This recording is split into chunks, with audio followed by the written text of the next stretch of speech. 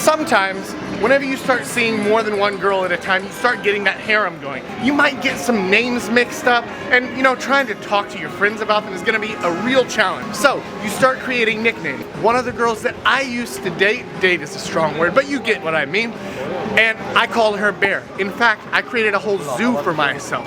I had bear, otter, raccoon, flamingo. I had like a whole different zoo of all these different girls, and I just gave them all just animal names. Why?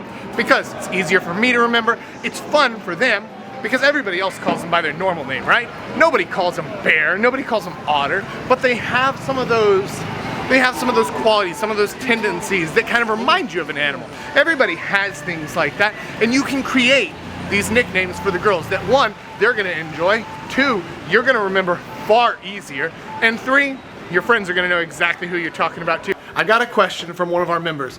He asked me, whenever I'm not in a relationship, so I'm just banging this girl, I have a hard time asking her for things or getting her to do things for me or to give me things, not sex related, just like asking her for favors, getting her to do stuff for you.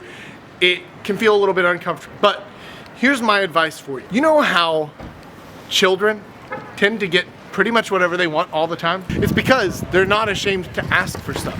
They just ask for things, and then either people give it to them or they don't. And you need to actually kind of keep that childlike mentality of just asking for stuff to see what people will say. The point is, you should ask for stuff. Whenever you want something, just ask for it. Because by making that request, then you're kind of putting the ball in their court as to whether or not they want to do it. And yeah, it might be a little bit uncomfortable for you, might even be a little bit uncomfortable for them. So you weigh that against what it is that you want. How much do you want that thing? How much do you want her to buy you a beer? Whatever it is, okay? Do you want it more than a little bit of uncomfort? Discomfort? Yeah. Then a little bit of discomfort? And if the answer is yes, then go ahead, ask for it. It's not gonna hurt anything to ask for it. And if they say yes, great, you got what you wanted. And if they say no, then okay, cool. You've also answered the question of whether or not she's gonna do it. And you can use that to further calculate down the line about, okay, can I ask her for this? Well, she said no to this thing before, and it seems like no, okay, fine. You need to learn from that, but the only way that you're ever gonna learn from that is by getting the answer in the first place. Listen, I know you guys are all interested in getting the girls, and I get that, but what happens when you get them and then, things start to sour, or maybe she's just not that interested in you anymore, maybe you're not that interested in her anymore. Maybe the sex stops, maybe she's just, things just aren't working out, that's okay. You need to know how to let go. All right, now, as far as the how goes, honestly, the easiest way is just to stop messing. As long as you're not in like some kind of a serious committed relationship, you can just stop calling her over, and that's okay. But more importantly, how do you know when to let a girl go? You're gonna get a feeling. You're gonna get a feeling, and you're gonna feel like, God, you know what? I don't even really want to see her. Like, I would rather just sit at home and play Call of Duty or whatever the hell it is that you do, right? Your hobbies. You say, no, listen, you know what? I'd rather just go see the boys and go drinking. I don't want to see this girl. And whenever you get that feeling, your first instinct probably is going to be, well, but this is just an exception. This is just one time. I'm gonna give it another chance, right? We're gonna try and talk to her again. Maybe I'll text her on Friday or something like that. Okay, that's fine, and you can do that. Let that thing ride. But remember that you've already marked one strike, okay? And once you get to 3 strikes, 3 different times that you say, yeah, you know what? I just don't really want to see her. I don't want to do this anymore. Then that's how you know. That's your time. You let it go. No matter what the situation is, right? You make it to 3 strikes, what is it? You're out. Unless you're gonna marry the girl, this whole thing is catch and release. Catch and release. Yeah, you have some time, you have some fun, you have some good memories and all that stuff, but then you let her go. You let her go. You can't be trying to keep girls on the hook, dragging them along, right? That's not good for you, that's not good for her, and honestly, that's too much emotional baggage for you to take. It's gonna weigh you down. It's gonna mess your head up, right? Instead, don't do that stuff. Whenever you know it's time to let her go, let her go. Now, I had a question come at me. Here's the question.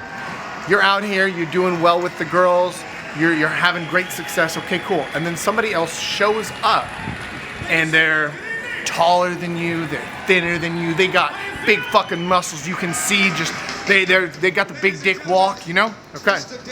How do you not feel inferior? Or more importantly, how do you keep the attention on yourself so that you don't lose the girl to this new guy?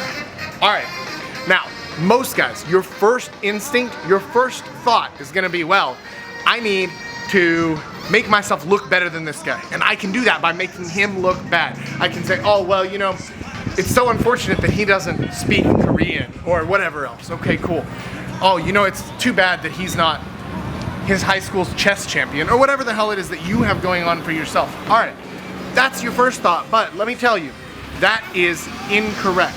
Instead, what you should do, this is where it gets fun. Instead, what you should do is you should build yourself up by being positive, by pumping him up, by saying, wow, you know, this guy, he's so fucking cool. Isn't he a lot of fun to be around? You know, we should hang out with more people like him.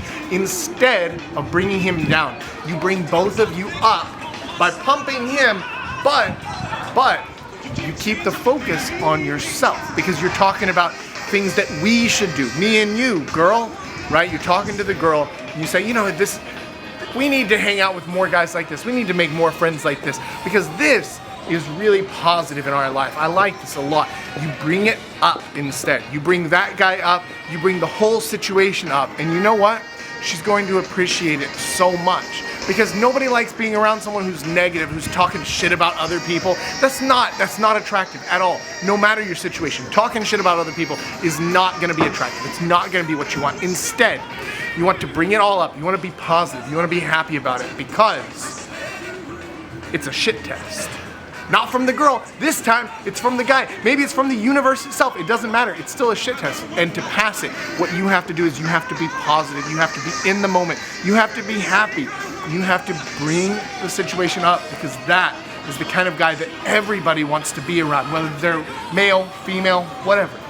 Everybody likes being around positive people. Nobody likes being around shit talkers. So remember that. And whenever you're trying to keep that attention on yourself, just be positive. Share the attention and more of it will come. So until next time, Papa Jack out.